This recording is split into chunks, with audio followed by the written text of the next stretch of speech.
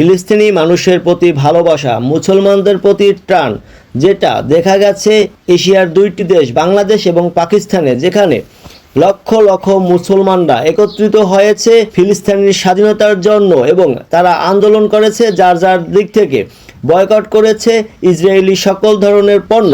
পাশাপাশি ভুটান প্রথম দেশ যে দেশ ইসরায়েলের সাথে সব ধরনের সম্পর্ক ছিন্ন করেছে।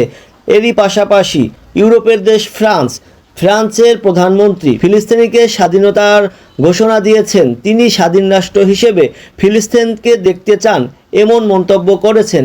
আর এ ধরনের মন্তব্যের বিপক্ষে নেতানিয়াহুর ছেলে ফেসবুক ও ইনস্টাগ্রামে উল্টাপাল্টা লেখালেখি করে সমালোচনার মুখে পড়েছেন পুরা বিশ্বব্যাপী। আমেরিকা যেখানে ট্রাম্প ইসরায়েলের সমর্থন করে, সেখানে আমেরিকায় বয়কটের ডাক দেওয়া হয়েছে, ট্রাম্প বিরোধী বয়কট এবং ইসরায়েলের পণ্য বিরোধী বয়কট, যেখানে ইসরায়েলের অনেক পণ্য মুসলমানরা, বিশ্বের সকল মুসলমানরা বয়কটের ডাক দিয়েছে এবং বয়কট করা শুরু করেছে। এবং ট্রাম্পকে হত্যার জন্য অনেক চক্রান্ত আমেরিকার ভিতরেই শুরু হয়ে গেছে, শুধু ইসরায়েলের পক্ষ নেওয়ার কারণে এবং ফিলিস্তিনি নিরীহ মুসলমানদের, শিশু এবং মহিলাদের, বাচ্চাদের মেরে ফেলার জন্য এবং নির্মম ধরনের হত্যাযজ্ঞ পৃথিবী কোনোদিনই মেনে নিতে পারে না। কিন্তু একের পর এক ইসরায়েল এবং আমেরিকা বিশ্বের বিভিন্ন দেশে হত্যাযজ্ঞ চালিয়ে যাচ্ছে।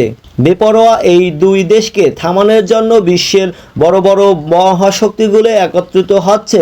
ইরান, চীন, রাশিয়া সহ আরবের কিছু দেশ এবং ফ্রান্স এবং এশিয়ার কিছু দেশ সহ অনেক দেশই